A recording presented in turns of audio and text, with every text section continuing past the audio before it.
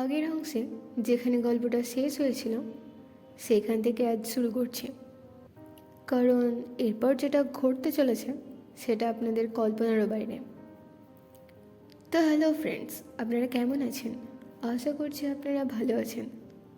তো চলুন দেরি না করে চটপট গল্পটি শুরু করি।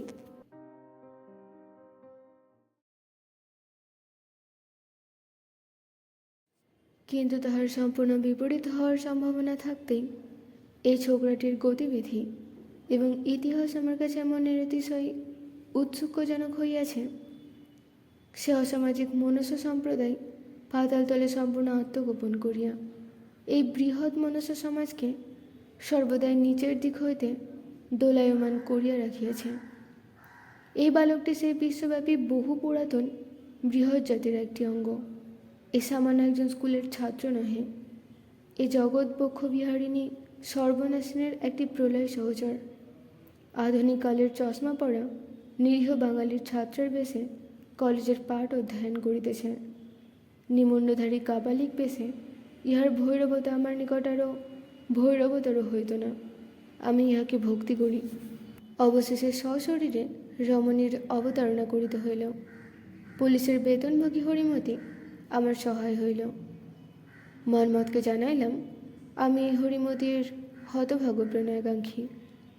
ইহাকে লক্ষ্য করিয়াই আমি কিছুদিন গোলদিঘির ধারে মন্মথকে পার্শ্বচর হইয়া আমার গগনে কেন সুধাংশু উদয়রে কবিতাটি বারংবার আবৃত্তি করিলাম এবং হরিমতিও কতকটা অন্তরের সহিত কতকটা লীলা সহকারে জানাইল যে তাহার চিত্ত সে মন্মথকে সমর্পণ করিয়াছে।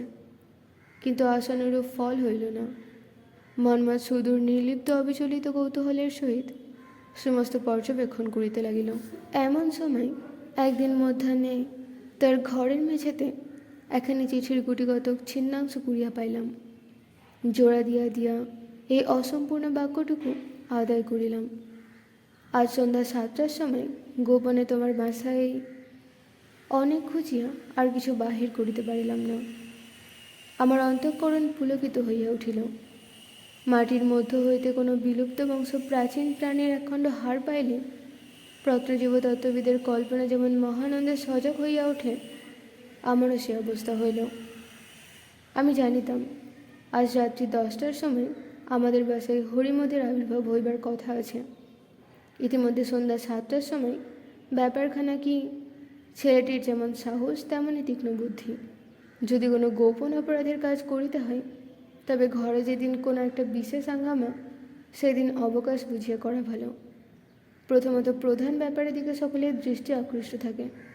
দ্বিতীয়ত যেদিন যেখানে কোনো বিশেষ সমাগম আছে সেদিন সেখানে কেউ ইচ্ছাপূর্বক কোনো গোপন ব্যাপারে অনুষ্ঠান করিবে ইহা কেউ সম্ভব মনে করে না।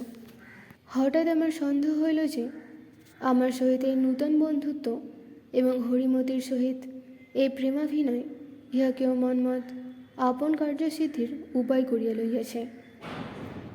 এই জন্য সে আপনাকে ধরাও দেয় না, আপনাকে ছাড়াইয়াও লয় না। আমরা তাহাকে তাহার গোপন কার্য হইতে আড়াল করিয়া রাখিয়াছি। সকলেই মনে করিতেছে যে সে আমাদিগকে লইয়া ব্যাপৃত রহিয়াছে। সেও সেই ভ্রম দূর করিতে চায় না। তর্কগুলো একবার ভাবিয়া দেখো। যে বিদেশি ছাত্র ছুটির সময় আত্মীয় স্বজনের অনুনয় বিনয় উপেক্ষা করিয়া শূন্য বাসায় একলা পড়িয়া থাকে, নির্জন স্থানে তাহার বিশেষ প্রয়োজন আছে, এ বিষয়ে কাহারও সংশয় থাকিতে পারে না। অথচ আমি তাহার বাসায় আসিয়া তাহার নির্জনতা ভঙ্গ করিয়াছি এবং একটা রমণীর অবতারণা করিয়া নূতন উপদ্রব সৃজন করিয়াছি। কিন্তু ইহার সত্ত্বেও সে বিরক্ত হয় না, বাসা ছাড়ে না, আমাদের সঙ্গ হইতে দূরে থাকে না। অথচ হরিমতি অথবা আমার প্রতি তাহার তিলমাত্র আসক্তি জন্মে নাই, ইহা নিশ্চয় সত্য। এমনকি তাহার অসতর্ক অবস্থায় বারংবার লক্ষ্য করিয়া দেখিয়াছি আমাদের উভয়ের প্রতি তাহার একটা আন্তরিক ঘৃণা ক্রমে যেন প্রবল হইয়া উঠিতেছে। ইহার একমাত্র তাৎপর্য এই যে স্বজনতার সাফাইটুকু রক্ষা করিয়া নির্জনতার সুবিধাটুকু ভোগ করিতে হইলে আমার মতো নবপরিচিত লোককে নিকটে রাখা সর্বাপেক্ষা সুদুপায় এবং কোনো বিষয়ে একান্ত মনে লিপ্ত হওয়ার পক্ষে রমণীর মতো এমন সহজ ছুতা আর কিচ্ছু নাই। ইতিপূর্বে মন্মথের আচরণ যেরূপ নিরর্থক এবং সন্দেহজনক ছিল, আমাদের আগমনের পর তার সম্পূর্ণ লোপ হইল।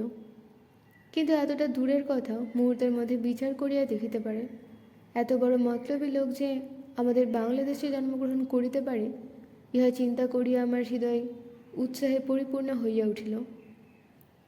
মন্মথ কিছু যদি মনে না করিত, তবে আমি বোধহয় তাহাকে 2 হাতের পক্ষে চাপিয়া ধরিতে পারিতাম। সেদিন মন্মথের সঙ্গে দেখা হইবা মাত্রই তাহাকে বলিলাম, আজ তোমাকে সন্ধ্যা 7টার সময় হোটেলে খাওয়াইব সংকল্প করিয়াছি। শুনিয়া সে একটু চমকিয়া উঠিল, পরে আত্মসংবরণ করিয়া কহিল, ভাই মাফ করো, আমার পাকযন্ত্রের অবস্থা আজ বড় শোচনীয়। হোটেলের খানায় মন্মথের কখনো কোনো কারণে অনভিরুচি দেখি নাই। আজ তার অন্তরেন্দ্রিয় নিশ্চয় নিতান্তই দুরূহ অবস্থায় উপনীত হইয়াছে।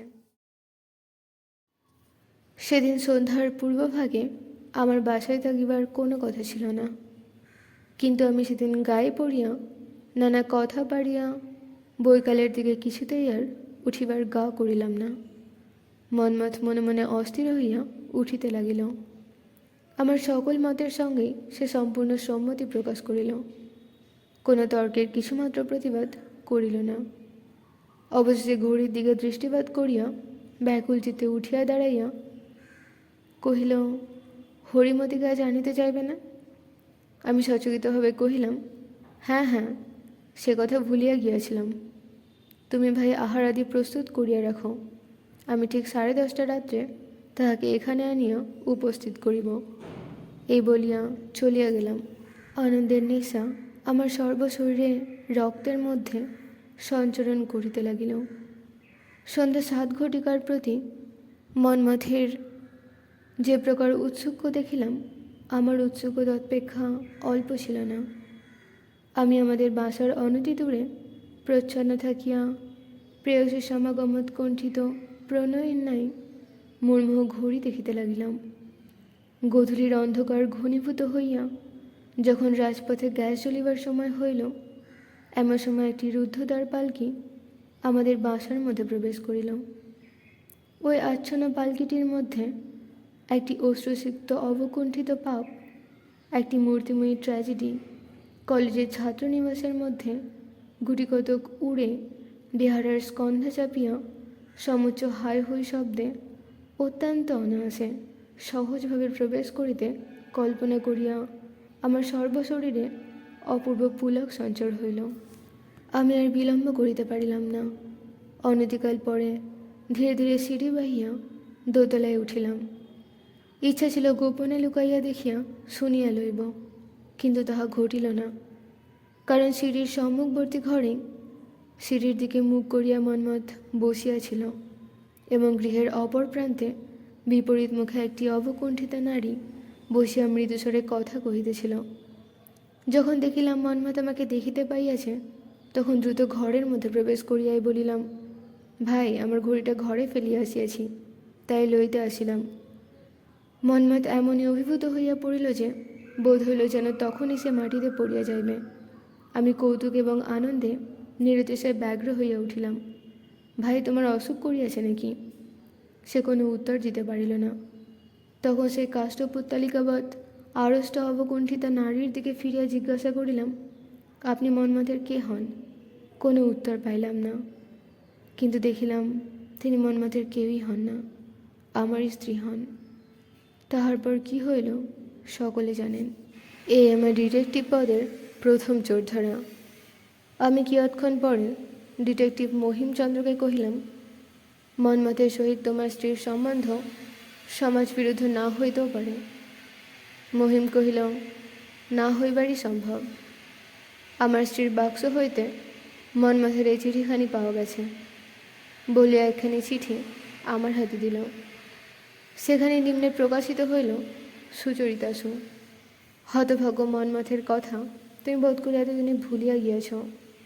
বাল্যকালে যখন কাজে বাড়ির মাতুলালয়ে যাইতাম, তখন সর্বদা সেখান হইতে তোমাদের বাড়ি গিয়া তোমার সহিত অনেক খেলা করিয়াছি। আমাদের সে খেলাঘর এবং সে খেলার সম্পর্ক ভাঙিয়া গেছে। তুমি জানো কিনা বলিতে পারি না, একসময় ধৈর্যের বাঁধ ভাঙিয়া এবং লজ্জার মাথা খাইয়া তোমার সহিত আমার বিবাহের সম্বন্ধের চেষ্টাও করিয়াছিলাম, কিন্তু আমাদের বয়স প্রায় এক বলিয়া উভয় পক্ষেরই কর্তারা কোনো ক্রমে রাজি হইলেন না। তাহার পর তোমার বিবাহ হইয়া গেলে 4-5 বৎসর তোমার আর কোনো সন্ধান পাই নাই। আজ 5 মাস হইল তোমার স্বামী কলিকাতায় পুলিশের কর্ম লইয়া শহরে বদলি হইয়াছেন। খবর পাইয়া আমি তোমাদের বাসা সন্ধান করিয়া বাহির করিয়াছি। তোমার সহিত সাক্ষাতের দুরাশা আমার নাই এবং অন্তর্যামী জানেন তোমার গৃহস্থ সুখের মধ্যে উপদ্রবের মতো প্রবেশ করিবার দুরভিসন্ধি আমি রাখি না। সন্ধ্যার সময় তোমাদের বাসার সম্মুখবর্তী একটি গ্যাস পোস্টের তলে আমি সূর্যপাশকের ন্যায় দাঁড়াইয়া থাকি। তুমি ঠিক 7:30টার সময় একটি প্রজ্বলিত কেরোসিন ল্যাম্প লইয়া প্রত্যহ নিয়মিত তোমাদের দোতলায় দক্ষিণ দিকের ঘরের কাঁচের জানালাটির সম্মুখে স্থাপন করো। সেই সময় মুহূর্তকালের জন্য তোমার দীপালোকিত প্রতিমাখানি আমার দৃষ্টিপথে উদ্ভাসিত হইয়া ওঠে। তোমার সম্বন্ধে আমার এই একটি মাত্র অপরাধ। ইতিমধ্যে ঘটনাক্রমে তোমার স্বামীর সহিত আমার আলাপ এবং ক্রমে ঘনিষ্ঠতা হইয়াছে। তাহার চরিত্র যেরূপ দেখিলাম তাহাতে বুঝিতে বাকি নাই যে তোমার জীবন সুখের নহে। তোমার প্রতি আমার কোনো প্রকার সামাজিক অধিকার নাই, কিন্তু যে বিধাতা তোমার দুঃখকে আমার দুঃখে পরিণত করিয়াছেন তিনি সেই দুঃখ মোচনের চেষ্টাভার আমার উপরেই স্থাপন করিয়াছেন। অতএব আমার স্পর্ধা মাপ করিয়া শুক্রবার সন্ধ্যাবেলার ঠিক 7টার সময় গোপনে পালকি করিয়া একবার 20 মিনিটের জন্য আমার বাসায় আসিলে আমি তোমাকে তোমার স্বামী সম্বন্ধে কতগুলি গোপন কথা বলিতে চাহি। যদি বিশ্বাস না করো এবং যদি সহ্য করিতে পারো তবে তৎসম্বন্ধে প্রমাণও দেখাইতে পারি এবং সেই সঙ্গে কতগুলি পরামর্শ দিতেও ইচ্ছা করি। আমি ভগবানকে অন্তরে রাখিয়া আশা করিতেছি সেই পরামর্শ মত চলিলে তুমি একদিন সুখী হইতে পারিবে। আমার উদ্দেশ্য সম্পূর্ণ নিঃস্বার্থ নহে। ক্ষণকালের জন্য তোমাকে সম্মুখে দেখিব, তোমার কথা শুনিব এবং তোমার চরণতল স্পর্শে আমার গৃহখানিকে চিরকালের জন্য সুখ স্বপ্নমণ্ডিত করিয়া তুলিব। এই আকাঙ্ক্ষা আমার অন্তরে আছে। যদি আমাকে বিশ্বাস না করো এবং যদি এর সুখ হইতেও আমাকে বঞ্চিত করিতে চাও তবে সে কথা আমাকে লিখিও। আমি তদুত্তরে পত্রযোগে সকল কথা জানাইব। যদি চিঠি লিখিবার বিশ্বাসও না থাকে তবে আমার এই পত্রখানি তোমার স্বামীকে দেখাইও। তাহার পরে আমার যাহা বক্তব্য তাহা তাহাকেই বলিব।